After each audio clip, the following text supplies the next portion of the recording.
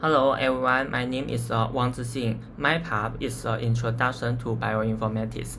In this part, I want to explain what is the bioinformatics. The bioinformatics can help us find good genes in plants and animals, like genes that fight disease or grows well without much water. This can help the farmers grow better crops, and we can see the examples one, genomic divide agricultural innovations. And the second, we can see the big data integrations and precision agriculture. And we can see the bioinformatics can put together data from genes, waters, and pictures of farmers. It can help farmers understand the soil and plants better. So now I want to define the bioinformatics. The bioinformatics should combine the many fields such as biological, computer science, and statistics to collections, store, and analyze and interpret biological data. Especially the bioinformatics need the large data. This is very important because I think the bioinformatics should combine a biological and computer science. Okay, in the next, I give the two examples, such as the drought-resistant rice and pest-resistant crops. So now the first, let's talk about the rice. Some pests don't have enough water, and this is a big problem for growing crops. Scientists use bioinformatics to look at the genes in different rice plants. They find which genes help rice survival without much water. Then they use this information to grow new types of rice. They don't need as much water to help farmers in dry areas. And the second, just the pest-resistant crops. Bioinformatics also help protect crops from pests. Scientists compare plant DNA to find genes that fight off insects. With this technology, they can grow stronger plants that don't need as many chemicals. I want to pass my group member, ADRIANA. I'm ADRIANA, and in my part, I'll be explaining about two major bioinformatics tools used in modern agriculture, which is genome sequencing and marker-assisted selection, or MAS. So let's start with genome sequencing. This is the process of reading the full DNA sequence of a plant. It helps scientists identify specific genes that control traits such as yield, pest resistance, or drought tolerance. This is especially important for crops where breeders want to select useful traits early without relying only on physical appearance. Marker-assisted selection builds on this. Once useful genes are identified through sequencing, MAS allows scientists to find those genes in seedlings using DNA markers. So instead of growing every plant to maturity, they can test them early and keep only the ones with the desired traits. This makes breeding faster, more efficient, and more accurate. To show how this works in practice, let's take a look at a real example from our country, which is the development of MR2194 rice by MOHD. MR219 was already a popular rice variety in Malaysia because of its high yield and good grain quality. However, it was highly vulnerable to blast disease, which is a fungal infection that severely damages rice crops and reduces harvests. To address this, scientists at MOHD used marker-assisted selection to introduce blast-resistant genes into the MR219. They tracked these genes using molecular markers, allowing them to breed a new version, which is the MR2194, that was disease-resistant but still kept all the good traits of the original. This case shows how MAS and genome sequencing can work together to solve real-world agricultural problems. In the end, MR2194 helped farmers reduce their use of fungicides, cut costs, and maintain strong yields even in areas with high disease pressure. That said, these technologies do have limitations. MAS is most effective for traits controlled by one or two genes. But for complex traits like drought resistance or nutrient use efficiency, multiple genes are involved, which makes selection more difficult. Even with genome sequencing, there's still a big challenge where we might identify a gene sequence, but we often don't fully understand what that gene does in the plant. And sequencing produces massive amounts of data, which can be hard to analyze without powerful computing tools and skilled bioinformaticians. These limitations are why researchers are exploring advanced tools like metagenomics and RNA interference to go deeper and unlock more complex plant traits. Now, I will pass to my teammate, AIN'NUL WIRDANI.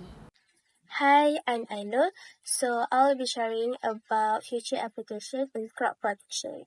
As we all know, pests and disease can really affect crops and farmers' income. So we are going to look at some new technologies that can help solve this. First is early detection of plant disease. With metagenomic sequencing, scientists can quickly find harmful microbes in soil or water even before the plant shows any symptoms. This means farmers can take early action and stop the disease from spreading. It helps avoid big outbreaks and save the crops. Next, we have targeted pest control using genome analysis. By studying the pest DNA, we can find their weakness. One method is using RNA interference or RNAi to silence important genes in the pest without using strong chemicals, so it's more accurate and much safer for the environment. Third, we have real-time monitoring and prediction. This uses sensor data, satellite image, and even weather patterns to predict when and where pests might attack. With this info, farmers can act early and protect their crops before any major damage happens. Lastly, sustainable farming with genomic. Here, genomic is used to monitor how pests react to treatments. If the pests start becoming resistant, the farmers can change their methods early. So this reduces pesticide use, save money, and keeps the environment healthier.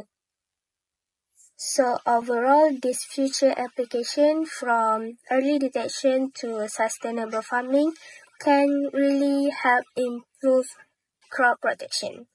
It's all about using science and technology to make farming more efficient and eco-friendly. So my name is Hazim, and now I will continue with the future applications of bioinformatics in crop improvements. So in the future, bioinformatics has the potential to be used in agriculture. And the first point I would like to make is the improvement of crop traits with GWAS and genomic predictions. So GWAS, which stands for Genome-Wide Association Studies, is actually a research approach where they scan thousands of genetic variants to find linked genes like yield, stress tolerance, and quality. This research approach actually reveals a lot for us. For example, the valuable alleles previously undetectable, aiding targeted breeding. So next, its counterpart, which is genomic predictions. So genomic predictions, as the name suggests, it uses a whole genome data to predict or to estimate breeding value early in development.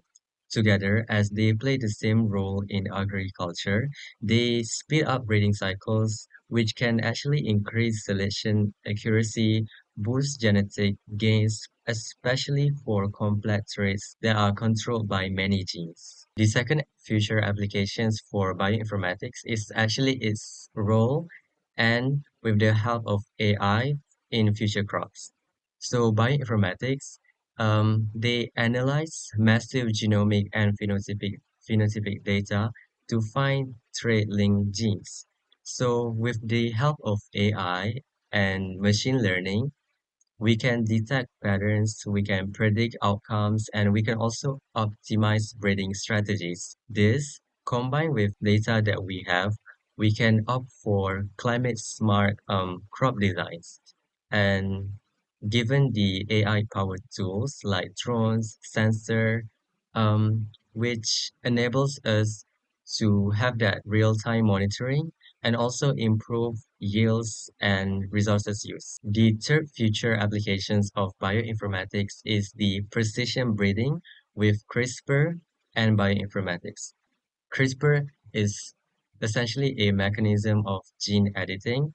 So CRISPR enables targeted gene edits for traits that we want in agriculture, like drought tolerance, nutrition, and disease resistance. So bioinformatics in the future can design guide RNAs, so like we're talking about CRISPR, that ensures edit precision and predicts off-target effects. When this is coupled with AI and high-throughput phenotyping, that CRISPR mechanism can accelerate crop improvement with high accuracy. So I have a question for Toss, which is, what if we could design crops digitally before planting them? Actually, in the near future, this is definitely possible. We have a concept called digital breeding, which uses genomic predictions, AI, and bioinformatics to simulate crop design before planting. So this mechanism is actually done by integrating genetic, environmental, and phenotypic data. So breeders can model crop under different conditions. This digital breeding, it can speed up breeding, obviously, and it can reduce human effort and enable precision design crops for conditions like specific climates, soil, and market needs, and also addresses several issues like climate change and food security. That is all from me. Now I will pass to Chow Zuer to talk about the challenges. My name is Chow Zuer. I would like to highlight some key challenges we face when applying bioinformatics in agriculture and crop improvement. So one challenge is the storage and computational demands of large genomic data. The huge amount of data produced by high throughput sequencing require powerful computing resources, large storage, and fast processor, which many developing regions may lack. So another challenge is the accuracy and reliability of predictions made by the computational tool. Although methods like BLAST help identify genes quickly, they sometimes may produce false positive or misimportant variants, and we need laboratory validation to be sure of the result. Additionally, accessibility and affordability are issues. Many advanced software and databases are expensive or require specialized training. The scientists in developing regions might find it hard to use this tool effectively. So lastly, the integrating multi-omic data, the genomic, transcriptomic, proteomic, and metabolomic is challenging but crucial.